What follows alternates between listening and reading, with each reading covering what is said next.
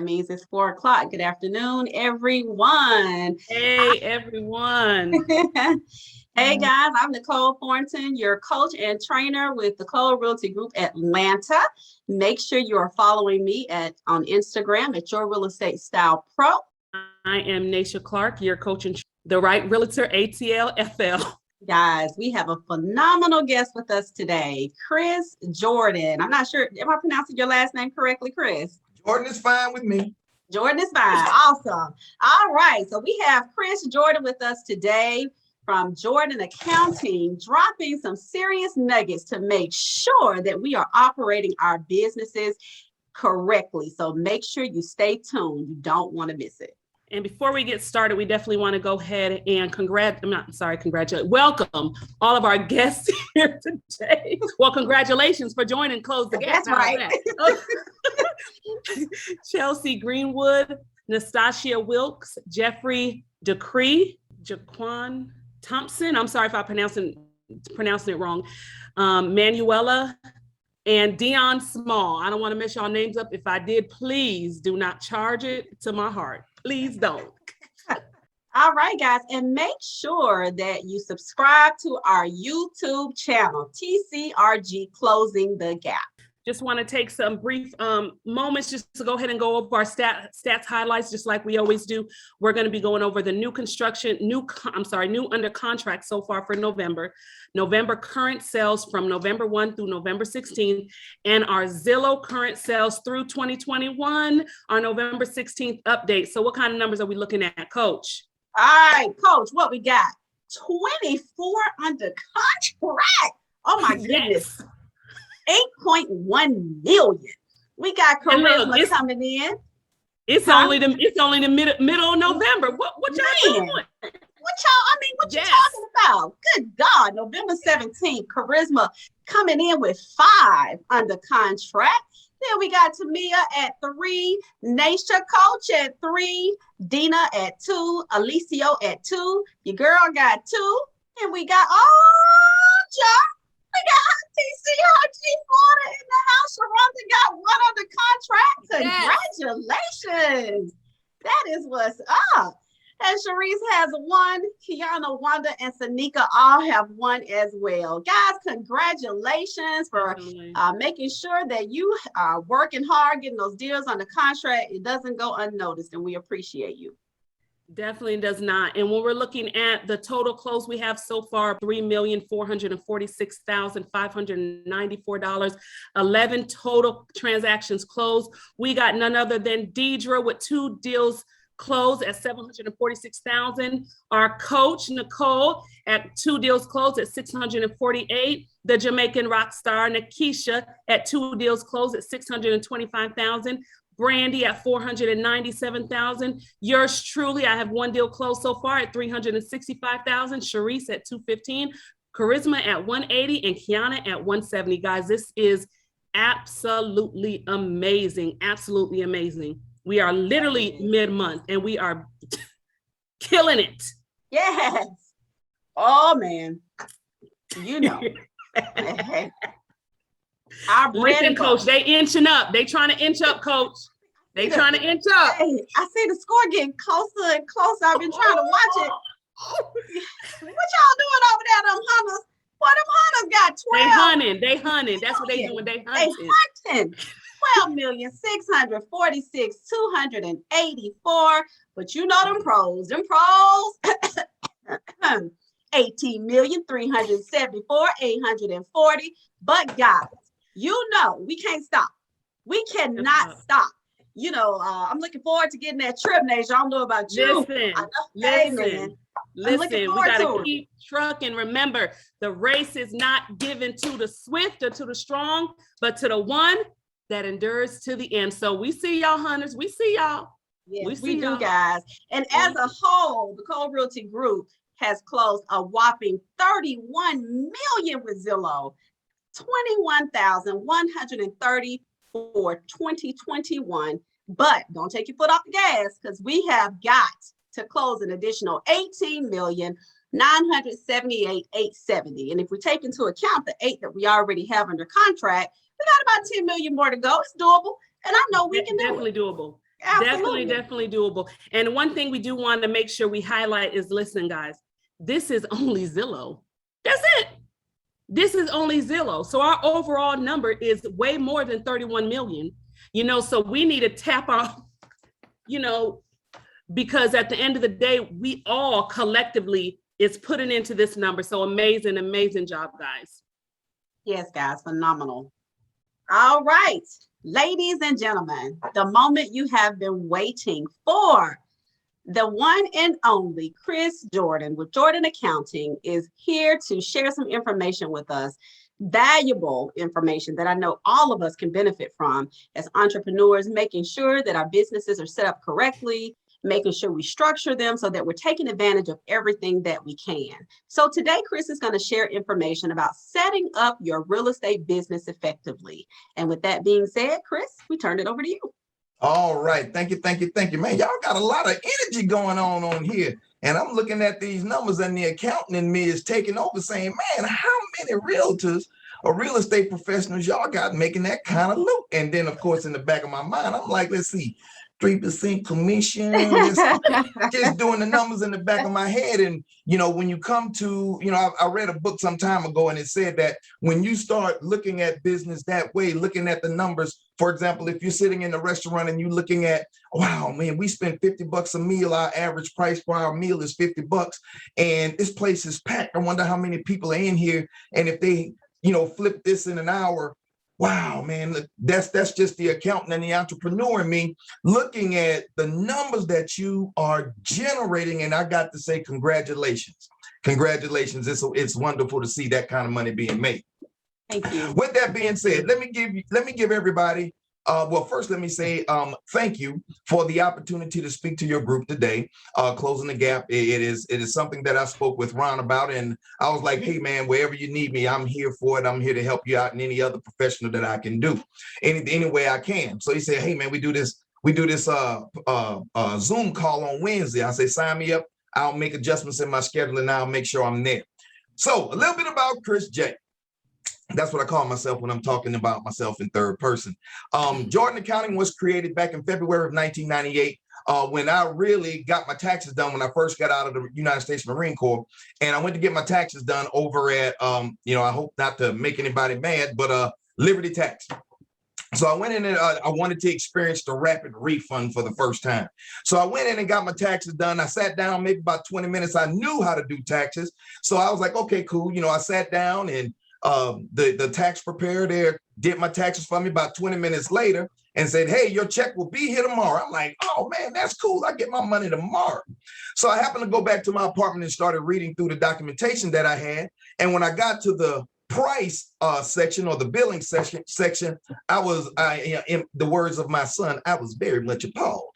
So I ran back over to the tax prep office and I'm like, you overcharged me. Well, at the time, with rapid refund and all that stuff, my charges came up to a little under $1,000 to get my taxes done. And this was way back in 1998. I was very upset, not only with Liberty Tax Prep, but I was upset with myself that I fell for the okie doke per se. On that day, I said, I'm going to start a business doing tax prep, and I'm going to make sure that no other person, and I really said no other Black person, but I said, my people are not going to get ran over like this again. So I started my business and I started to prepare taxes. Well, lo and behold, fast forward a little bit, I got my associate's degree at Asher School of Business in accounting. Then I went on to get my bachelor's degree in business administration with a concentration in accounting from Herzing University. Then I was like, well, let me go and do this CPA thing. So I entered into grad school with DeVry University, or actually Keller Graduate School, which is a division of DeVry. And I got my master's degree in accounting and financial management and business administration. All so along, you know your stuff. You know your stuff. What you telling us? Yeah. Hold on, I ain't even got to the experience part yet. Okay. So, and I got all this while being a single father and working full-time in corporate America all at the same time. It was a struggle. I tell anybody, it was not easy, but I got through it. Then back in June of 2005, I guess the straw that you would say that broke the camel's back. I happened to carry it in one day, and I got tired of corporate America after I had, risen through the ranks all the way from a staff accountant all the way up to a corporate controller. I was like, enough is enough. I'm working too hard for the amount of money that they're paying me, which was good, but I found myself working crazy. So I'm like, I'm just going to jump off into my own business full time, not understanding that full time meant double, triple, dipple time because I was the end all be all. Let's fast forward from 2005 all the way up till 2019. Well, I did the business, worked the business by myself, had a team along the way, continuing to get CPE credits, going to continuing education, building a team, creating opportunities for other people, helping other folks start their businesses and stuff, and moving on, keeping the business growing. Well, in November of 2019, I had a motorcycle accident. I thank the Lord that I'm still here, but that accident gave me the opportunity to look at business in a totally different manner because remember, I was the end all be all. And then I said, you know what? I have too much knowledge in my head here to keep it to myself. So I got to create opportunities by teaching people what I know about accounting. Not only that, but I need to groom my two sons because they're 30 and 32 now. I need to groom them to take this over because if the unthinkable would have happened at that, with my motorcycle accident, a whole lot of people would have been really, really mad at me because I didn't have processes and procedures in place in order to keep this business going and continue the legacy on. So here I am. I've been teaching this stuff for the last 2 years. However, I taught college at Jourdan University for 15 years as well. So teaching is my thing. I thought accounting and bookkeeping and taxes was my thing, but you know how sometimes they say the Lord shows you one thing to prepare you for something else. So this teaching thing is where my destiny is taking me. And I happened to be in company with Ron Hutchinson a couple of weeks ago, and I was just talking about how we as a people can move ourselves forward when we do things the right way. And he was like, man, you would not believe how many realtors can daggone benefit from what you're talking about. So I said, dude, sign me up. I'm down. I'll talk about it. He said, how much you going to charge? I said, nothing at all. I give information away for free because I have a love for teaching and helping people do things the right way. So that's my short story. It was a lot of, I'm up in here sweating, but it's cool. So let's get started. Next slide, please. Okay. So let's get started with how to set your business up properly so that you can protect yourself and prosper as real estate professionals. So we're going to cover formation, pros and cons of business entities, and we're going to talk about sole proprietorships, general partnerships, and limited liability companies and corporations. Now, corporations, I put C Corp there, but there's another one called S Corp, and I'll explain that once we get to it. So let's start with sole proprietorships. Most of you that are real estate professionals are sole proprietors already. I bet you didn't even know that. If your taxpayer didn't tell you that, they find somebody else. They're not educating you on what you're doing. If you are working for a real estate broker and you are being paid on a 1099 NEC for non-employee compensation, if you're being paid on a 1099, you are in fact a sole proprietorships. In fact, most real estate agents are independent contractors and self-employed business owners who are affiliated with licensed real estate brokers in their state, in most states. As such, you are already running an independent business, even though you must work under a licensed broker supervisor. So the sole proprietorship and partnerships, they're not real difficult entities. In fact, they're the easiest ones to have because once you start working on a 1099, you're already there. Now, with that being said, there's no business licenses except your professional licenses. There's no business licenses that have to be made, that have to be acquired. There's no registering with the Secretary of State or anything like that in order to be a sole proprietor. You are already in there. Now, some pros and cons about being a sole proprietorship. Now, roll with me here because it's going to go fast, but it's going to be important for you. Here are the pros of being a sole proprietor. everything that you spend as a real estate professional, everything, just about, for the most part, is deductible on your tax return one way or another. That's called pass-through. Your deductions, your income is taxable, yet your expenses that you spend on your real estate business reduced your earned income. And if you file a joint return with your spouse, that deduction affects both you and your spouse collectively. So let's just say you earn a whole lot of money as a sole proprietor, and your spouse earns some money and pays taxes, but you didn't have a great year, and your expenses are higher than your income for the year. That, in all actuality, means you have a business loss. So that loss directly reduces your taxable income, let's say, from your spouse. So if your spouse paid taxes or had taxes withheld at a certain amount, and your overall taxable income is below that amount, guess what you got coming to you? A return.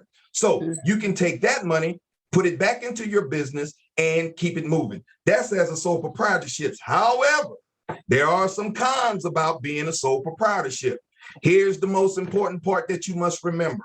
You, as a sole proprietorship, are completely 100% liable for any lawsuits pertaining to your business. That means your personal assets are at risk. That's a sole proprietorship. That is the biggest downfall of being a sole proprietor. And in the world or field and industry of real estate, you got to look out for malpractice, lawsuits, and other lawsuits that can come your way. But then we have this thing called a general partnership. Now, a general partnership is when two people enter into an agreement to say, we're going to work together. Now, you do not necessarily have to have a contract. It's good to have one that will spell out what's each partner's percentage. However, if there's no contract, and there's really no need for one, but if there's no contract, all income and expenses collectively are split down the middle 50-50. All right. That's the way it will hold up in court in the absence of a contract. Everything will be 50-50. Now, here's the downside. Oh, I'm sorry. The pro about that is it is treated just like a sole proprietorship. However, there's a form called the 1065 and the Schedule K, which will collectively calculate all of the income and all of the expenses, and whatever the profit or loss is, it is split down the middle 50-50. But here are the liability concerns. Partnerships, one partner can make the other partner liable for their business transactions. So you are equally responsible for income, you're equally responsible for expenses, and you're equally responsible for any contracts or other liabilities, including lawsuits that may come about. Remember that. Please remember that. That is the biggest drawback of general partnerships. But all of that can be avoided with a partnership agreement and an operating agreement. There's no specific forms or papers or licenses that need to be filed with the Secretary of State for general partnerships. It's just like a sole proprietorship. You can put it down on paper as long as both partners agree and sign. That is good enough for court.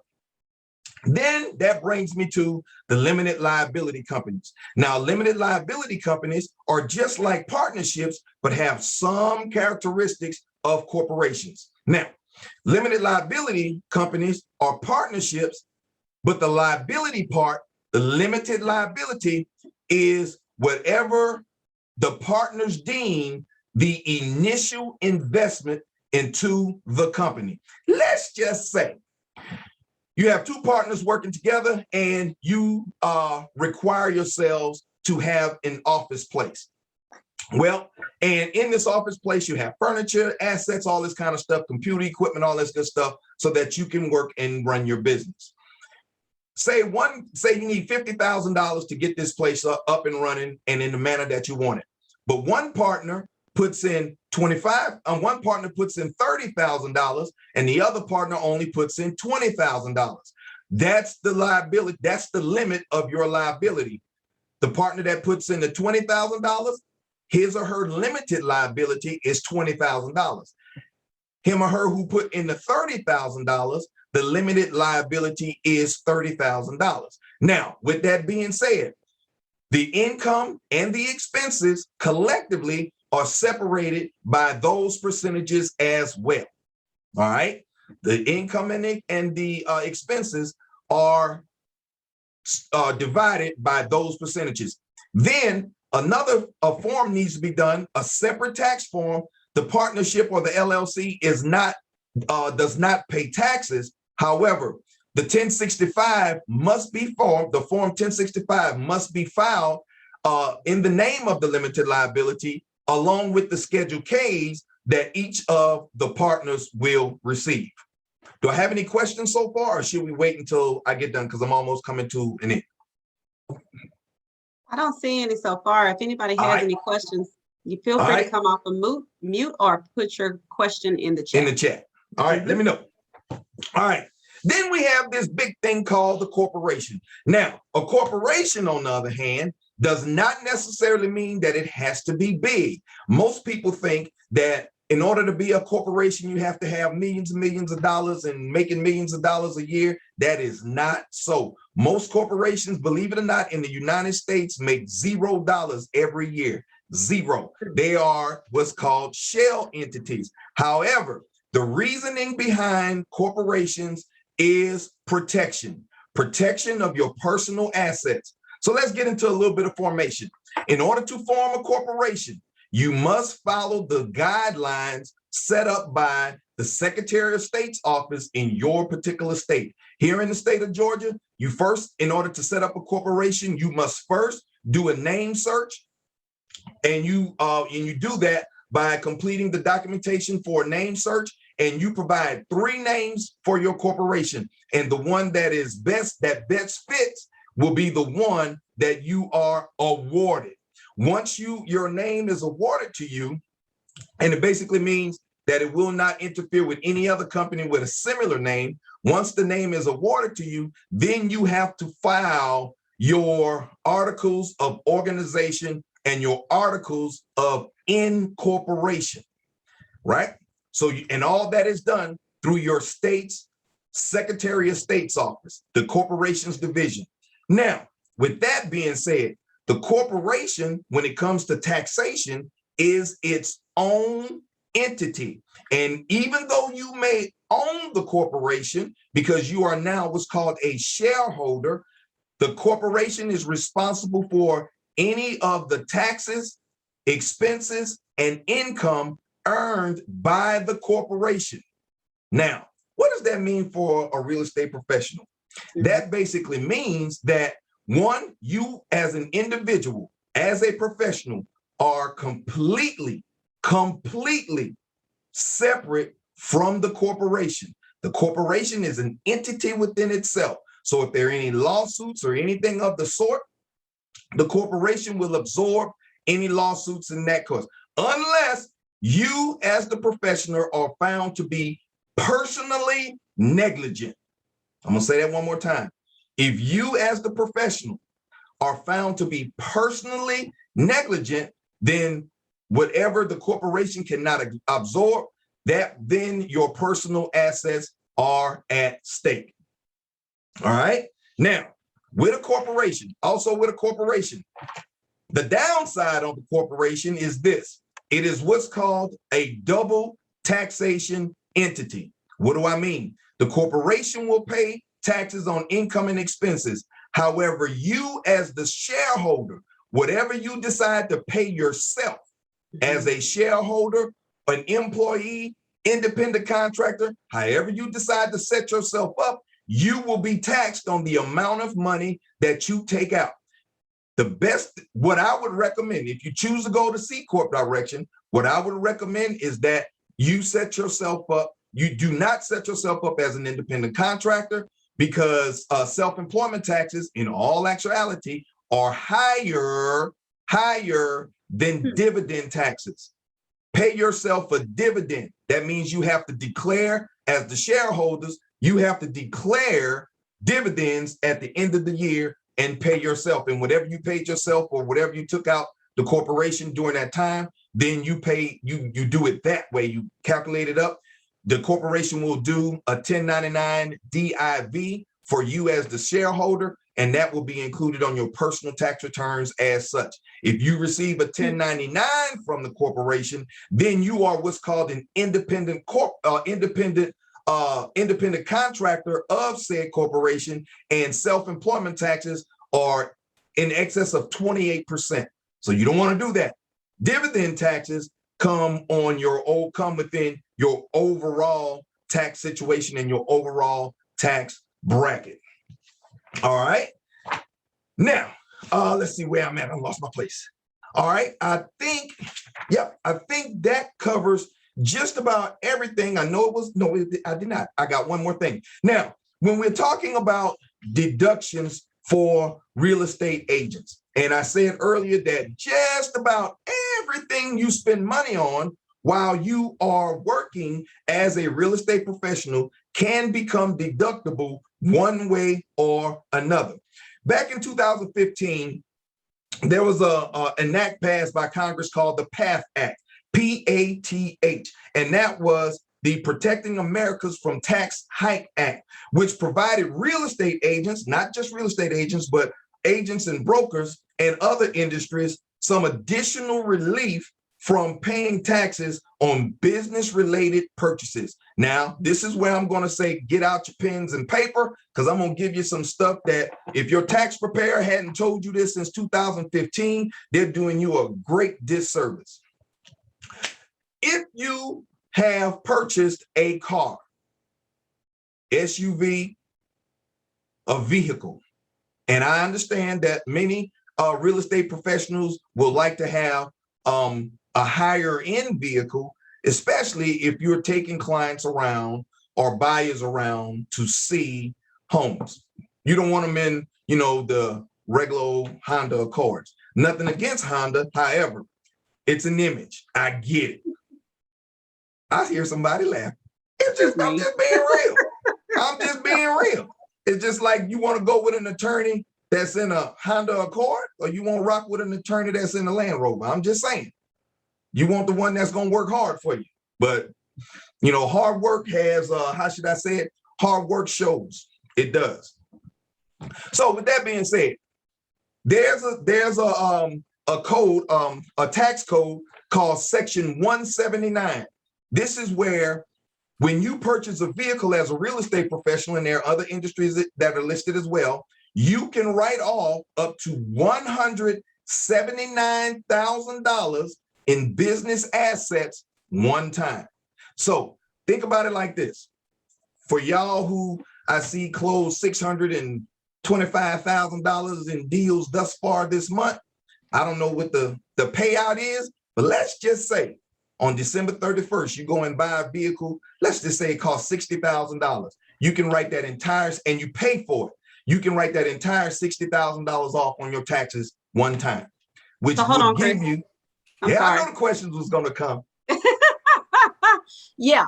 Okay. So if you have to pay cash for it in order to write it off. No, I'm not saying you have to pay cash. It has to be an asset. I'm just using a vehicle as an example. Gotcha. It has to be paid off. You can't go and finance it, because in all actuality, if you finance a car, meaning you got payments on it, it is not your car. You do not own it. You are paying for it. Until you pay for it, it is owned by the bank, not you. Got it. Even though you're paying for it, your name is on the registration. It ain't yours until you got that title in your hand. No, right. I understand that. My question is in regards to what you stated about being able to write up to $179,000 off. Right. So are you able to do that if you financed it, or are you only able to do that? Right. Only have if to you pay- buy it outright. only if you Only pay it if you outright. purchase it outright. Exactly. And does it have to be in the name of the business, or can it be in your personal name? It can be in your personal name, because remember, even though you don't have a business per se, if you are working on a 1099, you are actually in business as a sole proprietor. Right. Okay. All right. So you're still in the business. Now, if we were to get off into buying assets such as cars and stuff like that in the name of the business, that's a whole nother Oprah show. And if y'all want to talk about that, and because that can go way out to the left, because there's so many different caveats about that. You know, I'm just scratching the surface on this, trying to, you know, because it can go, when I say deep, it can get deep. Gotcha. Okay. So I have a question real quick. I'm sorry, so go ahead. In regards to the $179,000 write-off in business assets, that's total, or is that only for vehicle? No, that's total. That's your anything. choice. That's the maximum amount that you can write off one time. The downside is you forego or forfeit future deductions of depreciation. Right.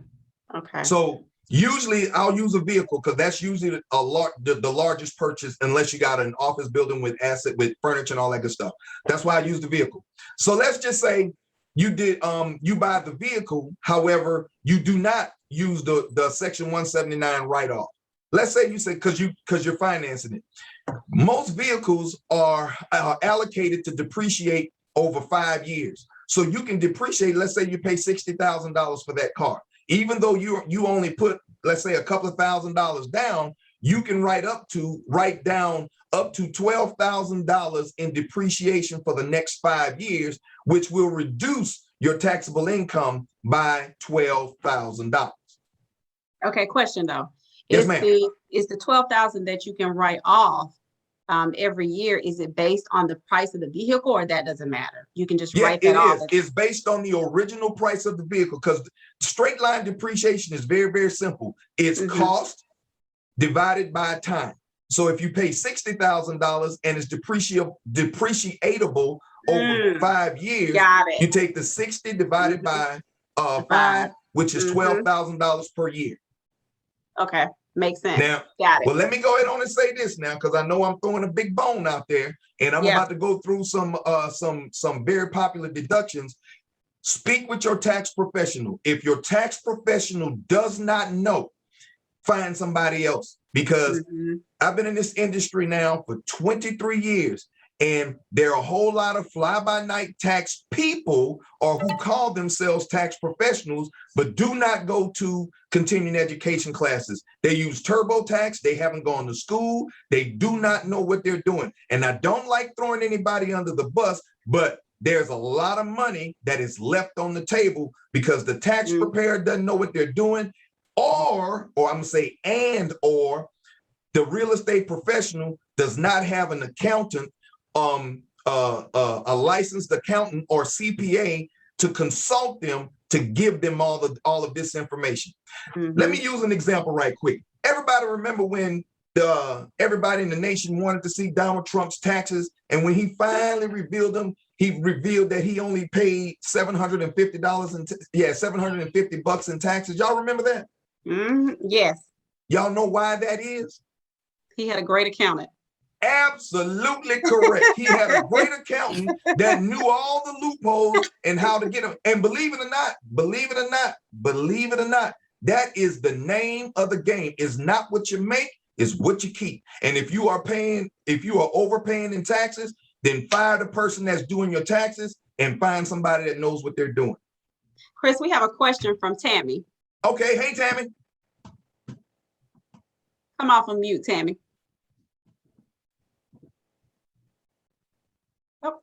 Not sure what happened. Not sure what happened, Chris. I don't see her anymore. She'll hop back on and answer. All right, cool. She's on. Oh, is she? Okay. Yes. I don't see her. So, Tammy, what's your question? Okay. Yes. Hi, Mr. Jourdan. Thank you for this information. It's great. Hey, no problem, Tammy. Yes, you talked about a corporation. I hate to go back, but I did have a question about a corporation, because from my understanding, I kind of remember it was different types of corporations, like a S or J corporation. Is that something that we should know about now, or? Okay. Yeah, I was going to hit on that after I got to these deductions, but I can do it right now. Okay. The other type of corporation there is an S Corp. And an S Corp is very similar to a C Corp, but it has characteristics of an LLC. So an S Corp, in all actuality, gives you the protection of a C Corp, but it is taxed like an LLC, which means any of the owners share in the profit and or losses, even if they do not take the money out of the business. So that is the biggest difference between a C Corp and an S Corp. It's still done on the taxes are done on a 1120S, and a Schedule K goes to each of the S Corp owners. Thank you so much. Yes, ma'am, anytime. Were there any other questions? Not so far. Go ahead. All right. Well, let me go and get in these deductions. Okay. Let me get off into these deductions. This is what we've been waiting for. Yeah, this is the good part. All right. Y'all ready? I got Yes, a whole, sir. I listed. Now I was just running this off the top of my head without doing any research. And I came up when I finally, went back and counted how many I had. I put down 115. I just put down 115 deductions. And I'm certain that all of this is going to pertain to everybody on here one way or another. All right, here we go. Marketing and tax deductions for real estate agents. Open house signs, listing yard signs, flyers, business cards, website development, direct mail, advertisements on Google or any social media, management costs for running the ads, education and training, any training you do pertaining to your profession, including your annual CPEs and your licensing renewal fees, totally 100% deductible. Service fees, business bank service fees, bank charges, business license fees, bookkeeping fees, if you have an accountant or a bookkeeper, all that is deductible. Interest on business purchases, ongoing app subscriptions, internet services, cell phone services, and it didn't say just the part that's the business. Your entire cell phone bill is deductible 100%. Insurance, errors and omissions insurance, general business insurance, private health insurance, auto insurance. Dan, did I say that? Auto insurance. You know how many people do not use, because they say, well, I don't always use the vehicle for business purposes, but if you have a business, guess what? Yes, you do. It's 100% deductible. Mileage.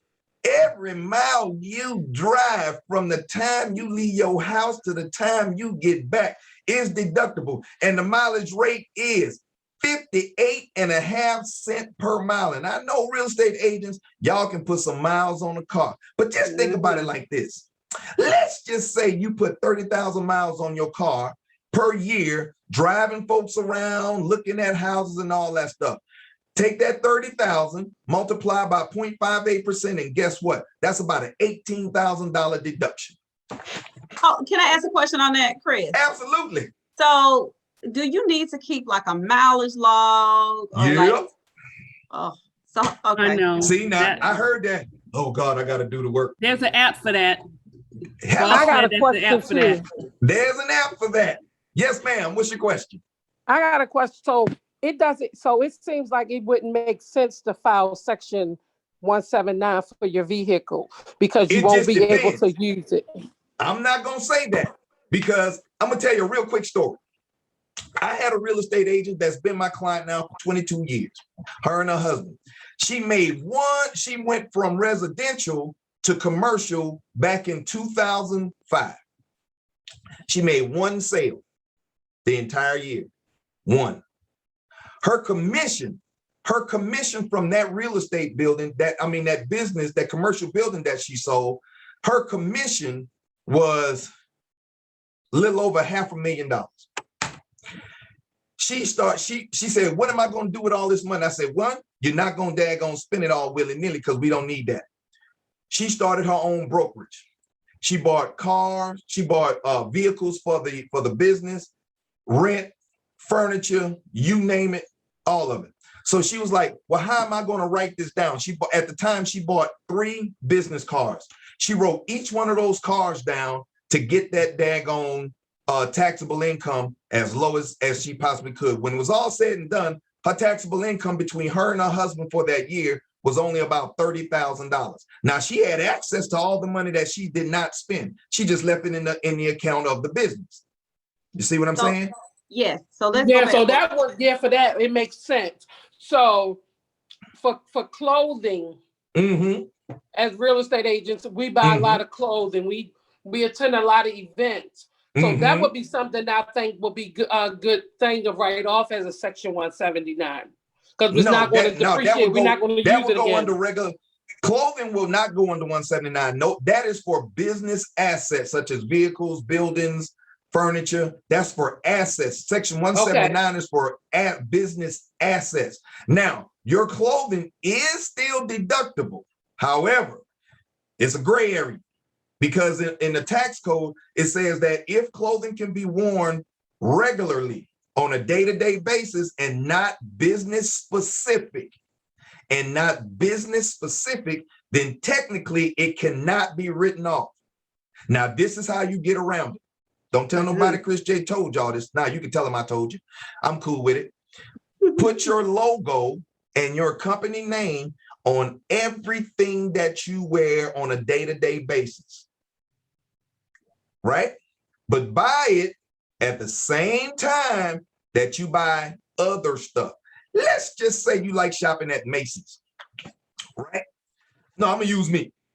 I shop at Macy's from time to time. But when I go to Macy's, I make sure that I go to the men's section and buy polos that look like my work shirts. So if I spend a couple of $100 on stuff and I say, well, no, that's work shirts. I get my work shirts with my logo on it. Now, what I just bought, all the clothing I just bought, whether male or female, is business attire.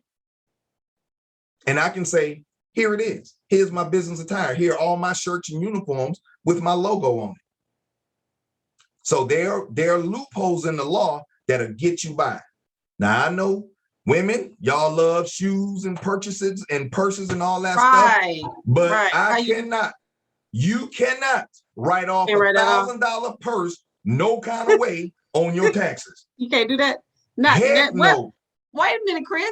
What if you carrying around your laptop in it and you know it's business? I'm gonna recommend you get a laptop bag because Louis Vuitton, Coach, Dooney and Burke ain't gonna make it. Okay, so because what about then travel? It would be considered in excess then. Okay, what about travel? Okay, y'all ready for this one? Yes, sir. Every time you travel, all you have to do is annotate it, and it is a bona fide deductible business expense. Every single time. All you have to do is keep a record of it. Okay. What by record, what do you mean? Okay. If you drive, all you got to do is say, I went from point A to point B to look at houses or to meet a client. That's it. That's it. And so back to that though, with the miles, for some individuals who may not have kept the log, what can they do to kind of get, is there anything that they can do to get around that? Because we drive all the time. Okay. Yeah, I know. Okay. But this is what I'm going to say. Okay. I'm going to say, yes, you can get around it. You can use an estimate. However, we gotta stop in order to do things right, and get away with it. You got to be able to do it the right way. You might be able to do it wrong and get away with it, but I don't recommend doing it wrong year after year after year after year after year. I don't recommend that. No way. I don't recommend that. And a lot of times, I'll say this real quick.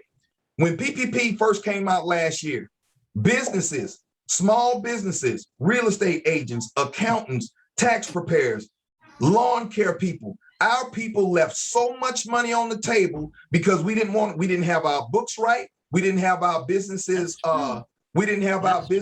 registered properly. We didn't have business bank accounts. We left so much money on the table, right? That was March of 2020. I had a call with just my business clients. Everybody that I know have businesses and everybody I do business taxes for.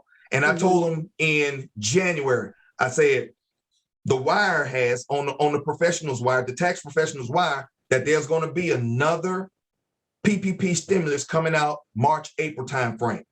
Had a call with well over 600 people on it.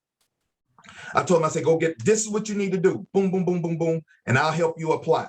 I got the PPP loan the first time because all my records were in order. Everybody that did what I recommended that they do, when the second PPP came out, they were ready.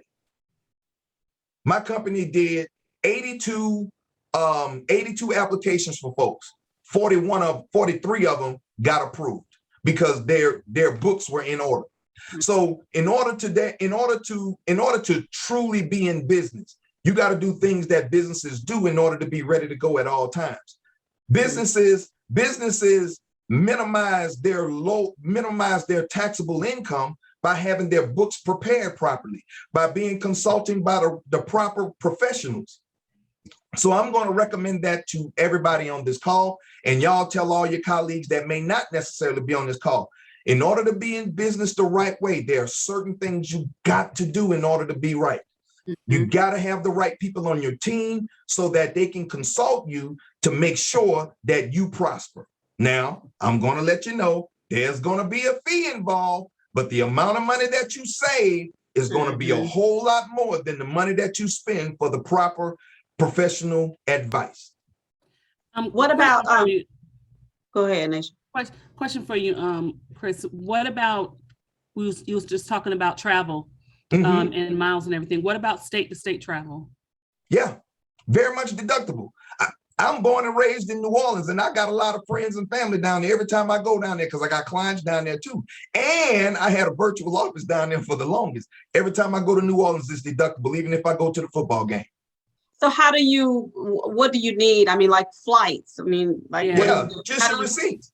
Okay. It's all about record keeping. It's all about record keeping. Or if you have a professional doing your books on a monthly basis, they should know what to do. They should know what to look for. They should know how to consult you on what you need to do in order to maintain your lowest taxable income possible.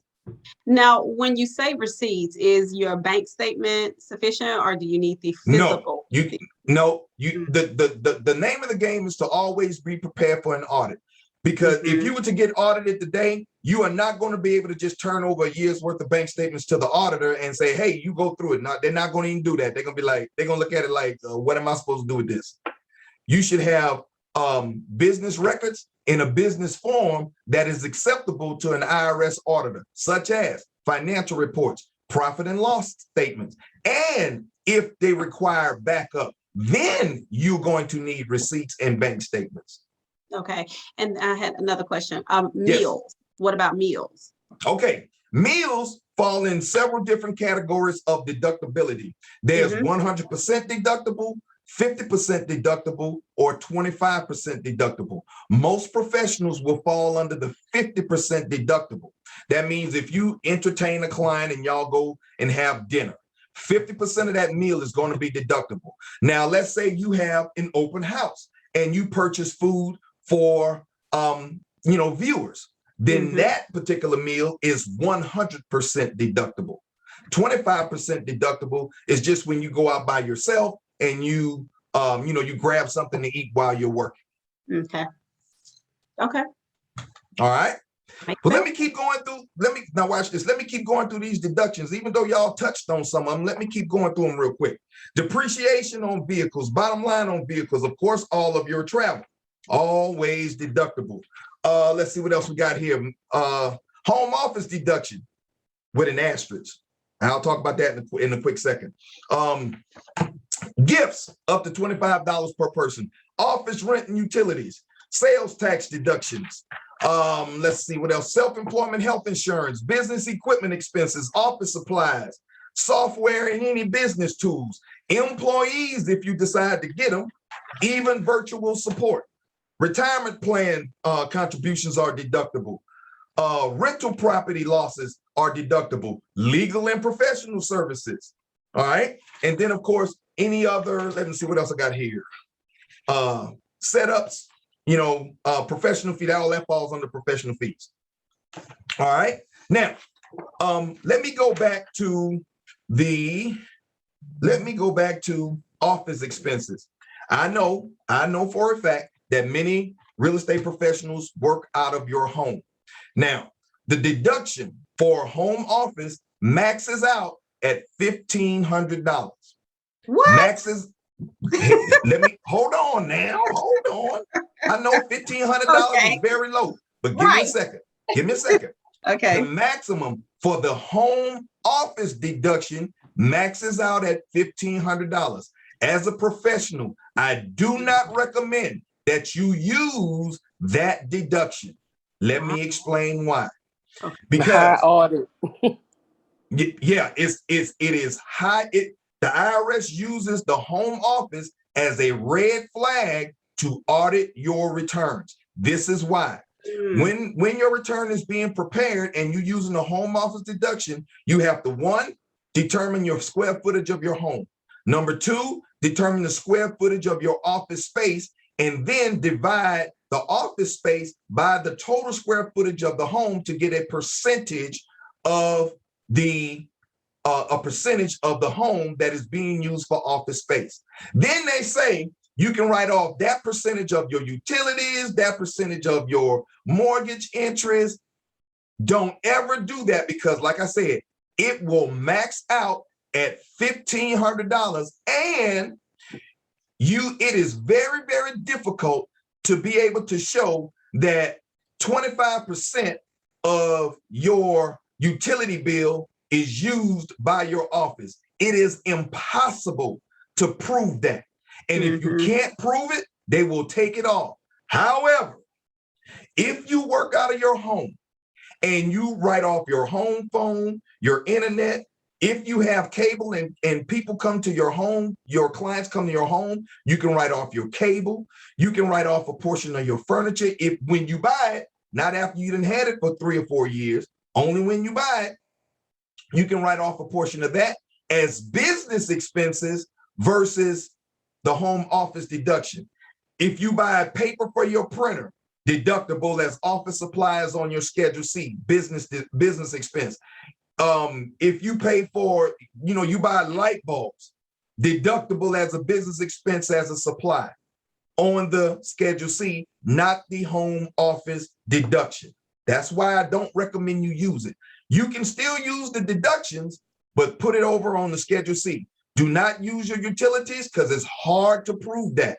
Do not put your utilities on your Schedule C and say, well, shoot, I work at home. So many people are going to try that from 2020, and they are still auditing returns left and right, even though everybody was working at home, because there's no longer a unreimbursed employee deduction on the tax return anymore. President Trump took that off. Chris, we got 5 minutes and we do have a question. Okay, we do have. Saida says, any tips and points for setting up your business accounts, how they should be set up, basically? Okay, in order to set up a business account with any bank, you must register through the Secretary of State first, at minimum as an LLC, a single party LLC. If you do not have a tax ID number, or you are not listed on the Secretary of State's website, you will not be able to open up a business bank account with any bank in this state. Well, we gotta do this again, because y'all got me on the road. Man, I'm feeling good. We didn't even get through all the slides. Oh my God. So we got good. 3 minutes left. Any tidbits you want to leave us with before we finish up? Absolutely. Do not be afraid to sit down with a professional. Please do not be afraid. And if somebody gives you advice and they're not doing it themselves, then 9 times out of 10, they do not know what they're talking about. Sit down with a professional, please. That's the only way to beat the game of taxes. That's the only way. Sit down with a professional. All right. Man, this has been amazing. This has been phenomenal. And I can see, the minds churning amongst the real estate professionals. I'm sure you're going to get bombarded with tons of phone calls and emails, including myself. But cool. We want to thank you on behalf of the Cole Realty Group, and of course our series Closing the Gap. We really appreciate you joining us today, Chris, and providing us with all of these nuggets. Anything you want to add, Naisha? No, it's just, I mean, you're probably going to hear from me too. Cool. I welcome it. I welcome it. He said over 100 write-offs. I said, wait a minute. Right. And all of that was right off the top of my head. No, you can't put my camera on. I just got my eyebrows done. They look crazy. Thank you so much, Chris. I've been telling them this for so long, but when it comes from someone else to hear it for the first time. So this is such valuable information. Thank you so much for sharing it with them. Now they'll listen. Anytime. Although this is like they've heard it for the first time. Look at them laughing. They know it's true. So thank you so much for taking the time out today. Yes. Thank you again, Chris. And guys, please make sure you join us next week. We're gonna have to continue this series. So, Chris, this means if the door is open, you gonna come back and join us and give us some more information. I'm down. Shoot. Oh, that's what's up, man. I think Ron already invited me to the one on the 24th next week. So yeah, I'm down. I'm with it. That's what's up. Awesome, man. Well, thank you again, and we'll see you soon. And guys, that's it. No problem. Y'all have a good evening. Thank you. Bye. Cool. Bye, y'all. Gang, gang, gang. Gang, gang, gang. Gang, gang.